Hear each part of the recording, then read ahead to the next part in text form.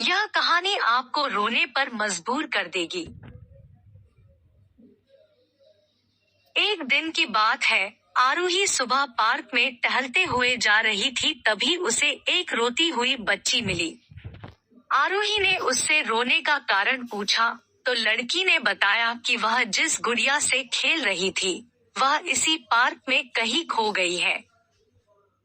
आरूही ने उस बच्ची को उसकी गुड़िया ढूंढ लाने का आश्वासन दिया, जिससे वह बच्ची चुप हो गई। आरूही ने गुड़िया ढूंढने के लिए समय मांगी और फिर दूसरे दिन गुड़िया लाने का वादा करके वहां से चली गई, पर गुड़िया ना तो आरूही को मिली और ना ही उस बच्ची को। आरूही ने गुड़िया की तरफ से एक काल्पनिक पत्र उस बच्ची को लिखी और जब वह बच्ची पार्क में गुड़िया पाने की आशा में आई तो आरूही ने वह पत्र उस बच्ची को पढ़कर सुनाया।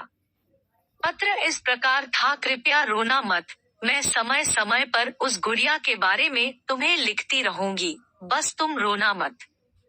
अब आरूही रोज उस खोई हुई गुड़िया की तरफ से काल्पनिक पत्र लिखने लगी और लगभग रोज ही उस बच्ची को पढ़कर सुनाती, जो कि यात्रा का काल्पनिक वर्णन हुआ करता था।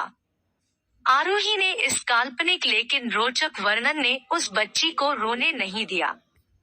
वह खुशी खुशी अपनी गुड़िया की घुमक्कड़ी के किस्से सुनाने लगी। अब वह खुश रहने लगी। एक दिन जब काफी कहानियां हो गई तो आरूही ने एक दूसरे गुड़िया उस बच्ची को लाकर दी। जाहिर है, वह गुड़िया बदली हुई थी। उस बच्ची को अपनी खोई हुई पुरानी गुड़िया जैसे नई लगी, तो वह आरूही की ओर देखने लगी। आरूही अनजान बनते हुए गुड़िया में चिपकी एक चिट को निकालकर पढ़ने लगी। उसमें लिखा हुआ था, यह मैं ही हूँ, तुम्हारी वाली गुड़िया जो पार्क में खो गई थी। दुनिया भर की लंबी यात्रा की वजह से मैं थोड़ी बदल गई हूँ। बच्ची को इस गुड़िया और आरूही पर विश्वास हो गया। वह गुड़िया लेकर घर चली गई।